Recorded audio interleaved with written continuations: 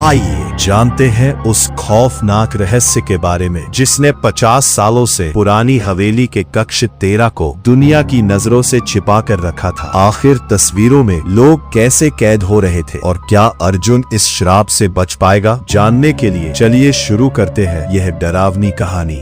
बारिश की एक काली रात थी। आसमान में बिजली चमक रही थी और तेज हवाएं पूरे गांव को हिला रही थीं। गांव के किनारे एक पुरानी हवेली खड़ी थी। लोग कहते थे कि उस हवेली के तीसरे माले पर एक कमरा है जो पिछले 50 सालों से बंद है। जो भी उस कमरे का दरवाजा खोलने की कोशिश करता उसके साथ कुछ न कुछ अजीब हो जाता। गाँव का 22 साल का लड़का अर्जुन इन बातों पर विश्वास नहीं करता था। एक दिन उसने अपने दोस्तों से कहा, आज रात मैं उस कमरे का सच पता लगाऊंगा। दोस्तों ने बहुत रोका लेकिन अर्जुन नहीं माना। रात के 11 बजे वो टॉर्च लेकर हवेली में घुस गया। हवेली के अंदर चारों तरफ धूल जमी हुई थी। पुराने फर्नीचर मकड़ी के जालों से ढके थे। अचानक ऊपर से किसी के चलने की आवाज आई।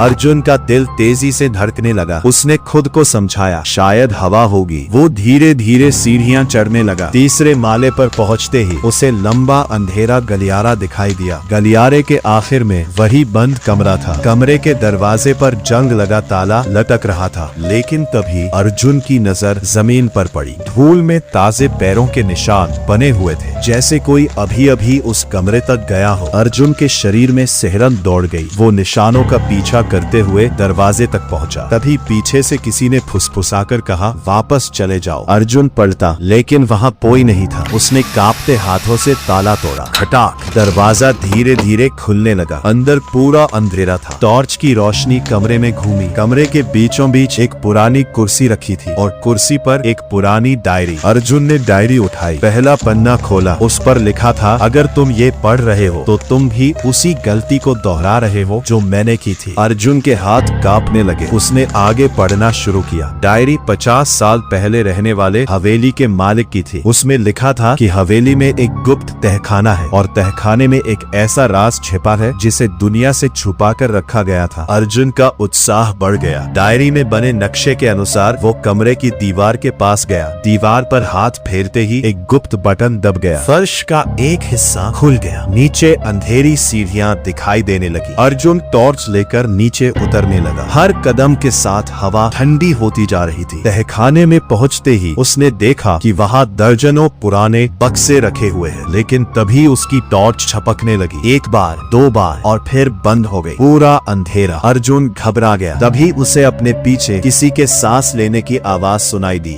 वो धीरे धीरे पीछे मुड़ा। टॉर्च अचानक जल उठी लेकिन वहां कोई नहीं था। तभी उसकी नजर सामने दीवार पर गई। वहां बड़े अक्षरों में लिखा था, यहाँ से वापस जाओ। अर्जुन अब डर चुका था लेकिन वो सच जानना चाहता था। उसने सबसे बड़ा बक्सा खोला। बक्से के अंदर सोना या खजाना नहीं था बल्कि सैकड़ों पुरानी तस्वीरें थी। सभी तस्वीरों में अलग अलग लोग दिखाई दे रहे थे। लेकिन सबसे डरावनी बात ये थी कि उन सभी लोगों की आखिरी तस्वीर इसी हवेली में ली गई थी। और अचानक उसे एक नई तस्वीर दिखाई दी। उस तस्वीर में अर्जुन खुद खड़ा था, उसी तहखाने में, उसी जगह, उसी समय। अर्जुन के हाथ से तस्वीर गिर गई। उसके माथे पर पसीना आ गया। ये कैसे हो सकता है? तभी पूरे तहखाने में किसी की हंसी गूंज उठी। हा हा हा। दीवारें कांपने लगी। बक्से अपने आप खुलने लगी। चारों तरफ तस्वीरें उड़ने लगी। अर्जुन भागने लगा। वो सीढ़ियों की ओर दौड़ा लेकिन ऊपर जाने वाला रास्ता बंद हो चुका था। उसने पूरी ताकत से दरवाजा धक्का दिया। 1, 2, 3 बार और आखिरकार दरवाजा खुल गया। वो दौड़ता हुआ हवेली से बाहर निकल आया। बारिश अभी भी हो रही थी। अर्जुन ने पीछे मुड़कर हवेली की ओर देखा। तीसरे मले की खिड़की में कोई खड़ा था और एक काली परछाई जो उसे देख रही थी। अगले दिन अर्जुन ने गांव वालों को पूरी बात बताई। लेकिन जब सब लोग हवेली पहुंचे तो वहां कोई तहखाना नहीं था, कोई डायरी नहीं थी और कोई तस्वीर भी नहीं, जैसे कुछ हुआ ही न हो। लेकिन उस रात अर्जुन ने अपने कमरे में एक पुराना लिफाफा पाया। उसके अंदर वही तस्वीर थी जिसमें वो तहखाने में खड़ा था और तस्वीर के पीछे नीचे सिर्फ एक लाइन लिखी थी, अगला दरवाजा अभी खुलना बाकी है। अर्जुन पूरी रात सो नहीं पाया। उसके सामने बार बार वही तस्वीर आ रही थी, अगला दरवाजा अभी खुलना बाकी है। आखिर वो कौन सा दरवाजा था और वो तस्वीर उसके कमरे तक पहुंची कैसे? सुबह होते ही अर्जुन फिर हवेली पहुंचा। इस बार वो अकेला नहीं था, उसके साथ उसके 3 दोस्त भी थे, रोहित, समीर और विकास। चारों ने पूरी हवेली छान मारी लेकिन उन्हें कोई तहखाना नहीं मिला। जब वे लौटने वाले थे तभी अर्जुन की नजर एक पुराने शीशे पर पड़ी। शीशे पर धूल जमी हुई थी। उसने हाथ से धूल साफ की। अचानक शीशे पर शब्द उभरने लगे, आधी रात को लौटना। चारों दोस्त डर गए लेकिन अब वे पीछे नहीं हट सकते थे। रात के ठीक 12 बजे वे फिर हवेली में पहुंचे। जैसे ही उन्होंने मुख्य दरवाजा खोला, पूरी हवेली में तेज ठंडी हवा चलने लगी और तभी तीसरे माले से किसी के चीखने की आवाज आई, बचाओ। चारों सीढ़ियां चढ़कर ऊपर पहुंचे लेकिन वहां कोई नहीं था, सिर्फ वही बंद कमरा। इस बार कमरे के अंदर की दीवार पर एक नया निशान बना हुआ था और उसके बीच में एक छोटा दरवाजा बना हुआ था। अर्जुन ने दीवार को छुआ, तभी पूरा कमरा हिलने लगा। गर्र दीवार धीरे धीरे खुलने लगी। उसके पीछे एक संकरा रास्ता था, जैसे किसी गुप्त सुरंग का प्रवेश द्वार। चारों टॉर्च लेकर अंदर घुस गए। सुरंग बहुत लंबी थी। कुछ देर बाद वे एक गोल कमरे में पहुंचे। कमरे की दीवारों पर सैकड़ों तस्वीरें लगी थी। अर्जुन ने ध्यान से देखा, ये वही लोग थे जो पहली बार तहखाने की तस्वीरों में दिखे थे। लेकिन सबसे डरावनी बात अभी बाकी थी। कमरे के बीच में 4 खाली फोटो फ्रेम रखे थे। हर फ्रेम के नीचे एक नाम लिखा था, अर्जुन, रोहित, समीर, विकास। चारों के चेहरे सफेद पड़ गए। तभी पीछे से दरवाजा अपने आप बंद हो गया। धड़ाम, कमरे में अंधेरा छा गया। कुछ सेकंड बाद दीवार पर एक प्रोजेक्टर जैसी रोशनी जल उठी। उसमें 50 साल पुरानी एक वीडियो चलने लगी। वीडियो में हवेली का मालिक दिखाई दे रहा था। वो घबराया हुआ था। उसने कैमरे की ओर देखकर कहा, अगर तुम यह देख रहे हो तो समझो कि वो जाग चुका है। मैंने उसे इस हवेली के नीचे कैद किया था, लेकिन अब उसकी कैद कमजोर हो रही है।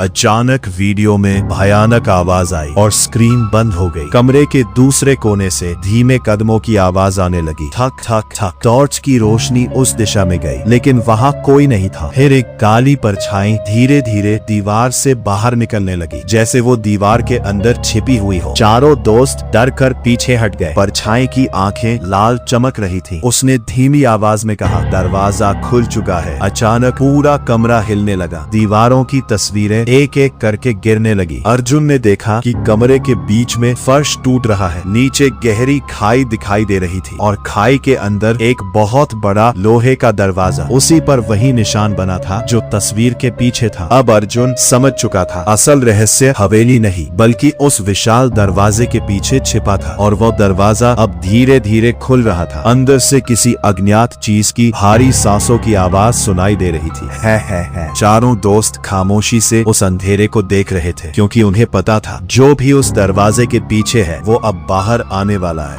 विशाल लोहे का दरवाजा धीरे धीरे खुल रहा था। घर्र, उसकी आवाज पूरे तहखाने में गूंज रही थी। अर्जुन, रोहित, समीर और विकास डर के मारे वही खड़े रह गए। दरवाजे के पीछे सिर्फ अंधेरा था, इतना गहरा अंधेरा कि टॉर्च की रोशनी भी उसके अंदर गायब हो रही थी। तभी अंधेरे के भीतर 2 चमकती हुई आंखें दिखाई दी। चारों के दिल की धड़कनें तेज हो गईं। फिर एक भारी आवाज गूंजी, 50 साल बाद आखिर कोई यहाँ तक पहुँच ही गया। अर्जुन ने कांपती आवाज में पूछा, तुम कौन हो? कुछ पल तक सन्नाटा रहा। फिर अंधेरे से एक बूढ़ा आदमी बाहर आया। उसके लंबे सफेद बाल थे और हाथों में जंग लगी जंजीरें बंधी थी, लेकिन उसकी आंखों में एक अजीब चमक थी। वो बोला, मैं राघव हूँ, इस हवेली का असली मालिक। चारों दोस्त हैरान रह गए, लेकिन डायरी में तो लिखा था कि हवेली का मालिक 50 साल पहले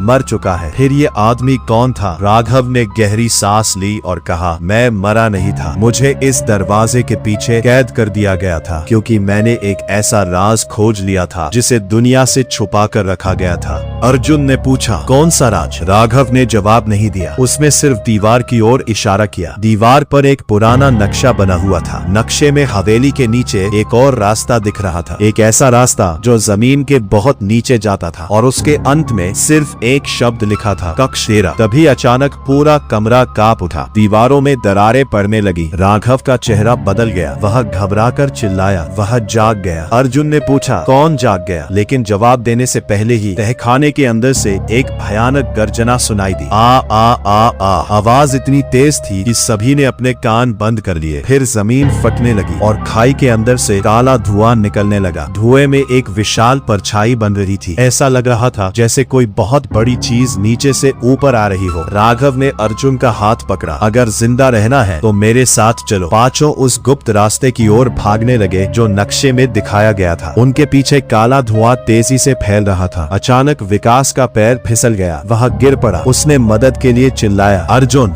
अर्जुन उसे बचाने के लिए मुड़ा, लेकिन तभी धुएं ने विकास को चारों तरफ से घेर लिया। कुछ सेकंड बाद धुआं गायब हो गया और विकास भी, जैसे वह कभी वहां था ही नहीं। अब सिर्फ 4 लोग बचे थे। वे भागते हुए एक गोलाकार पत्थर के दरवाजे तक पहुंचे। दरवाजे पर बड़े अक्षरों में लिखा था, कक्ष 13। राघव ने धीमी आवाज में कहा, यहीं से सब शुरू हुआ था और यही सब खत्म होगा। अर्जुन ने दरवाजे को देखा, उसके बीच में एक ताले जैसा निशान बना था, लेकिन चाबी कहीं नहीं थी। तभी अर्जुन को याद आया उस तस्वीर के पीछे लिखा संदेश। उसने तस्वीर जेब से निकाली। जैसे ही तस्वीर दरवाजे के पास आई, वह चमकने लगी और पत्थर का दरवाजा धीरे धीरे खुलने लगा। दरवाजे के पीछे जो था उसे देखकर सबके होश उड़ गए। कमरे के बीचों बीच एक पुराना लोहे का संदूक रखा था और उसके चारों तरफ सैकड़ों तस्वीरें हवा में तैर रही थी। हर तस्वीर में कोई न कोई व्यक्ति कैद था। कुछ तस्वीरें 100 साल पुरानी थी, कुछ नई, और उनमें से एक तस्वीर विकास की थी। वह तस्वीर के अंदर फंसा हुआ मदद के लिए चिल्ला रहा था।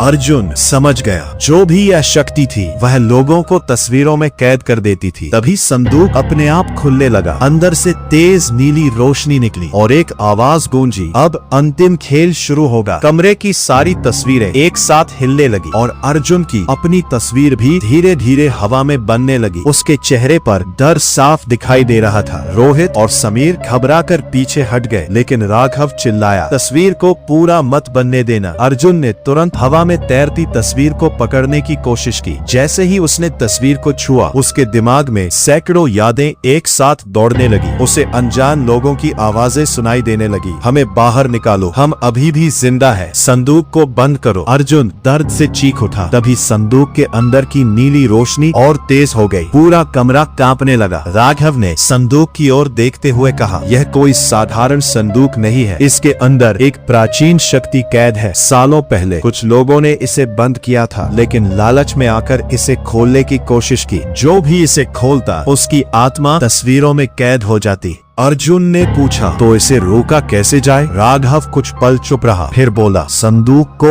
उसी चाबी से बंद किया जा सकता है जिससे ये खुला था। तभी कमरे में एक भयानक हंसी गूंज उठी। हा हा हा। नीली रोशनी के बीच एक विशाल छाया दिखाई देने लगी। धीरे धीरे उसका आकार साफ होने लगा। वो कोई इंसान नहीं था, ना ही कोई जानवर। वो अंधेरे और धुएं से बनी एक रहस्यमय आकृति थी। उसकी आंखें जलते अंगारों जैसी चमक रही थी। उसने भारी आवाज में कहा, 50 साल से मैं इंतजार कर रहा था, अब कोई मुझे नहीं रोक सकता। अचानक कमरे की सारी तस्वीरें टूटने लगी। उनमें कैद लोगों की आवाजें गूंजने लगी। विकास की तस्वीर भी कांप रही थी। वो अंदर से चिल्ला रहा था, अर्जुन जल्दी करो। अर्जुन ने चारों तरफ देखा। तभी उसकी नजर संदूक के ढक्कन के अंदर बने एक निशान पर पड़ी। वो वही निशान था जो पहली तस्वीर के पीछे बना था। अचानक उसे समझ आ गया, असल चाबी कोई वस्तु नहीं थी, बल्कि वही तस्वीर थी जो उसे हवेली में मिली थी। अर्जुन ने तस्वीर निकाली। तस्वीर अब तेजी से चमक रही थी। जैसे ही उसने उसे संदूक के ऊपर रखा, पूरा कमरा सफेद रोशनी से भर गया। रहस्यमय आकृति दर्द से चीख उठी, नहीं, यह नहीं हो सकता। संदूक का ढक्कन धीरे धीरे बंद होने लगा, लेकिन तभी राघव अचानक आगे बढ़ा। उसकी आंखों में अजीब चमक थी। अर्जुन